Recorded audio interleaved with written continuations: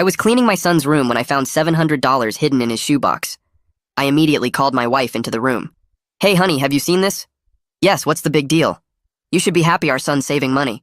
Before I could respond, she walked out. I figured she was just on her period or something TBH.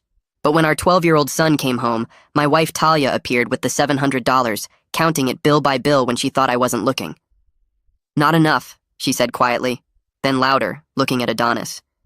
"You know what happens if it's not enough." I bit my tongue until the next morning. Talia was giving Adonis 2 white pills with breakfast. "What are those?" "Vitamins," she said, but watched him swallow them like her life depended on it. "They'll help you last longer." That's when his teacher, Mrs. Swan, called me from work. "Mr. Williams, I need to talk to you about Adonis.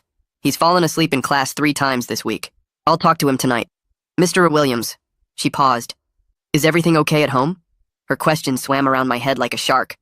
That evening, I tried bringing it up with Talia while she was folding laundry. "Mrs. Swan called about Adonis sleeping in class."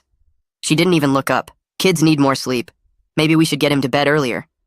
"Talia, he went to bed at 7:30 p.m. last night." She finally turned around, and for just a second I saw fear in her eyes, like she was drowning and I was about to find out why.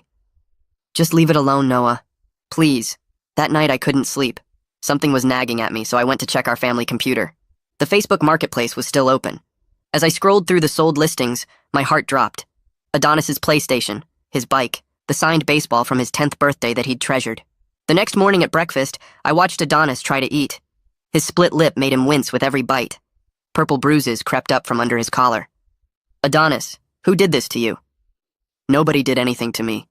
But his hands were shaking so bad he dropped his orange juice. Talia grabbed him by the shoulders.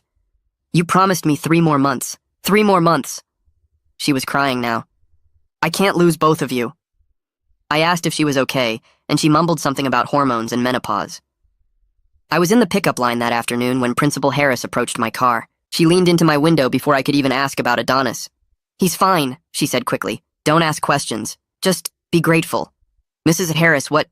"Your wife said if we interfere, she'll pull him from school entirely. At least here we can watch him." She was already walking away. When I got home, I cornered Talia in our bedroom. "Something's wrong with Adonis. Really wrong. Drop it." "Talia, I said drop it." In 15 years of marriage, she'd never screamed at me like that. Then I heard movement from the bathroom. Adonis was hunched over the toilet. The water was pink.